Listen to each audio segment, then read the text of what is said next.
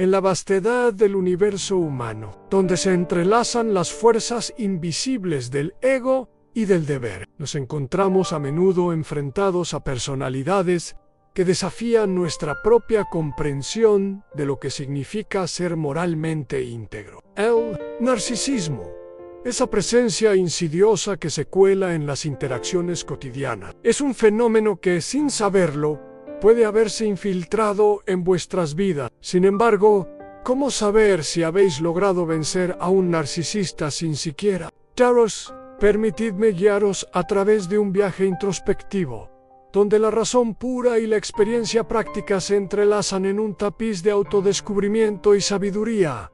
Kantiana ánima llena, si queréis, un espejo en el que no solo se refleja vuestra imagen, sino también la esencia de vuestro carácter moral. Enfrentarse a un narcisista es como mirarse en un espejo distorsionado, uno que constantemente intenta moldear vuestra percepción y manipular vuestra voluntad. Pero, ¿qué sucede cuando finalmente lográis enderezar ese espejo y ver la verdad que yace detrás? La primera señal de que habéis derrotado a un narcisista es la restauración de vuestra autonomía moral, ese retorno a lo que yo denomino la libertad trascendental. Sentís una renovada capacidad para actuar conforme a máximas que podrían convertirse en leyes universales, libres de la influencia distorsionada de otro. En otras palabras, volvéis a ser el legislador de vuestro propio imperio moral.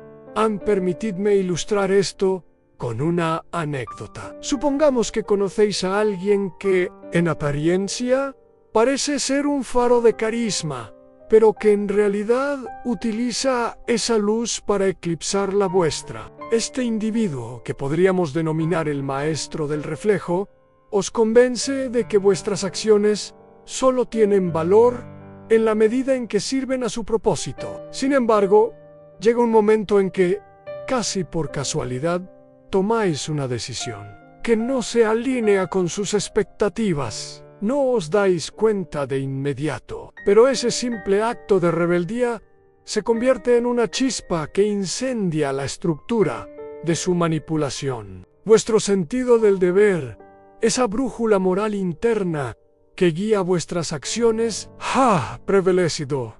La segunda señal es la serenidad del espíritu, una calma que se instala en vuestro ser al notar que las tormentas emocionales que antes os arrastraban han sido. Un narcisista, en su esencia, es un arquitecto de caos emocional, pero cuando os encontráis en paz, cuando el ruido se silencia y podéis escuchar la voz de vuestra razón, es un claro indicativo de que habéis escapado de su órbita. En la crítica de la razón pura, sostengo que la paz interna es un reflejo del equilibrio entre lo fenoménico y lo nouménico, entre lo que percibimos y lo que realmente es.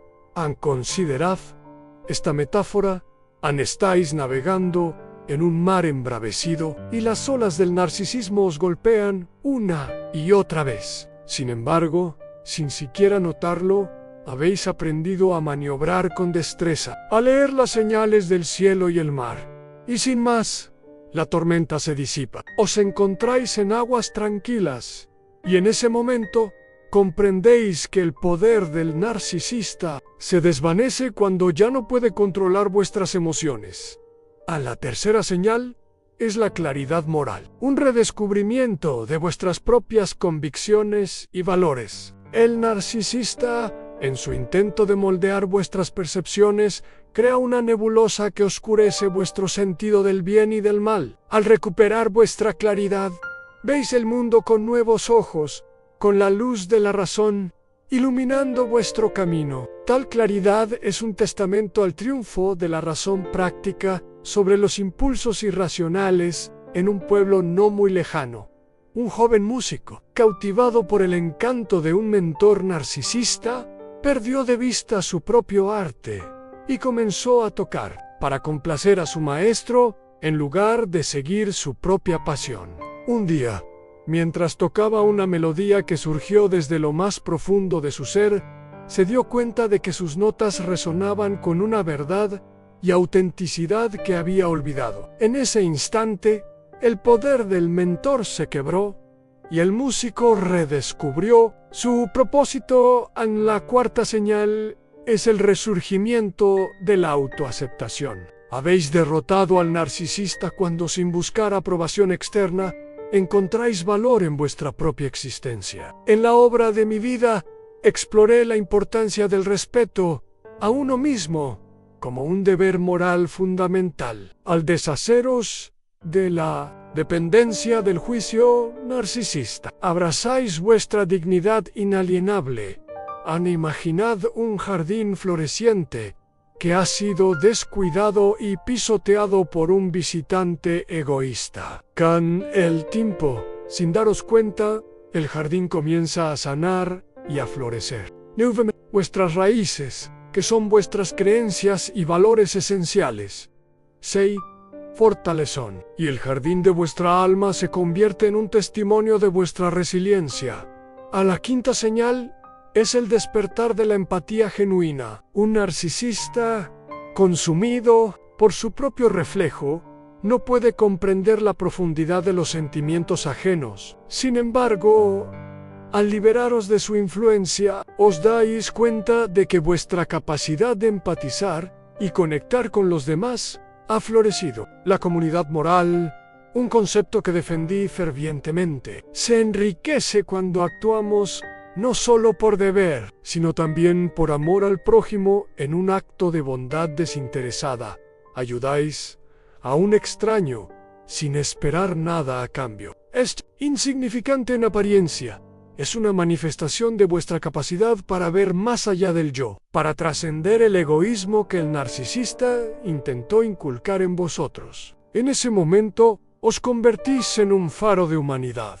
A la sexta señal es el renacimiento de la creatividad. El narcisismo, en su control, sofoca la originalidad y la innovación. Pero una vez liberados, vuestra mente se convierte en un campo fértil para las ideas y la imaginación. Esta creatividad no es solo artística, sino también moral. Al encontrar nuevas formas de actuar conforme a los principios categóricos que definen vuestra esencia, considerad a un pintor que, alza las cadenas de un crítico narcisista, encuentra una nueva paleta de colores. Sus pinceladas, que antes eran rígidas y calculadas, ahora fluyen con libertad y pasión. Este renacimiento es un reflejo de la mente liberada, del poder de la razón creativa.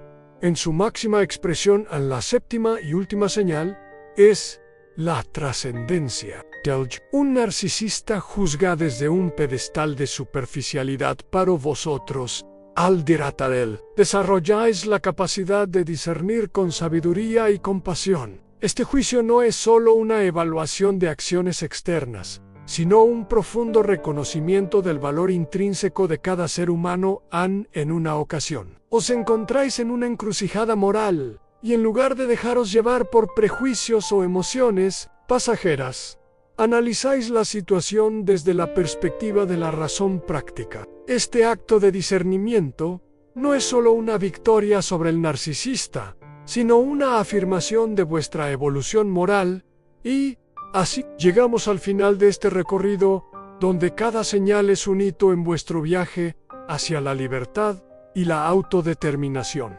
Habéis derrotado al narcisista no con confrontación directa, sino con la poderosa transformación de vuestro propio ser. Os invito a reflexionar sobre estas señales y a considerar cómo pueden manifestarse en vuestra vida cotidiana. Recordad siempre que la verdadera victoria no radica en la derrota del otro, sino en el crecimiento y la iluminación de uno mismo. Que estas palabras sean una inspiración para vuestro continuo desarrollo personal y moral, y que cada día os acerquéis más a la vida que la razón os llama a vivir.